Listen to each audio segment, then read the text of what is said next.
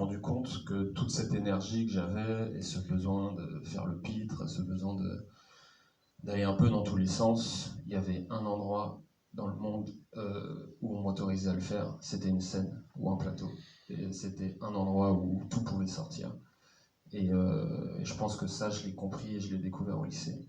Et donc, tout ce qui sortait à des endroits où il ne fallait pas que ça sorte, c'est-à-dire en classe, dans la cour de récré, ou devant le lycée, le collège, ces choses-là, je les gardais et puis je les ressortais après sur une scène de théâtre. Et ça a été un remède, en fait. Ça a été un remède. Mais aujourd'hui, vous êtes acteur, vous parlez de cette évidence d'être sur scène, mais au départ, c'est une école de cinéma que vous voulez faire et que vous faites. C'est pas une école d'acteurs.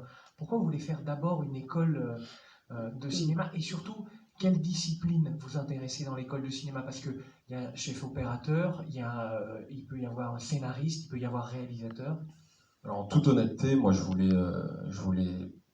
me lancer dans le théâtre tout de suite. Je voulais être acteur. Depuis tout petit, je voulais être acteur. Et ça n'a pas d'abord été un désir d'aller dans cette école de cinéma. C'est mon père qui m'a dit que ce métier, enfin que je pouvais pas me reposer sur le métier d'acteur et que c'était un métier trop instable, que j'avais aucune garantie d'y arriver. Et que voilà, il fallait que j'apprenne d'autres métiers parce que voilà, le métier d'acteur, encore une fois, c'est aléatoire. Et donc il m'a dit qu'il fallait que je fasse autre chose. Et donc je me suis dit ok, j'ai fait des petits boulots, je fais des petits boulots à droite à gauche.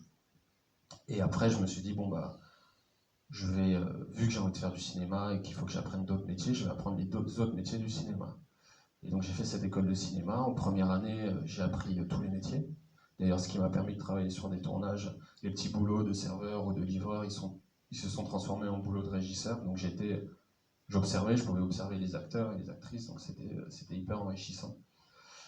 Et après, je me suis spécialisé en scénario parce que c'était le métier le plus proche c'était le métier le plus proche du métier d'acteur en fait.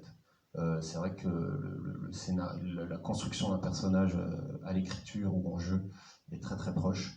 Et puis je me suis souvenu de quand j'étais jeune et de quand justement j'inventais ces histoires et comment, à quel point les situations de la vie m'inspiraient des histoires.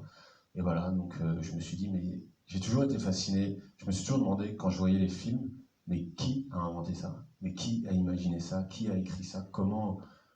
Enfin, j'étais fasciné par les gens qui faisaient ces histoires, qui inventaient ces histoires.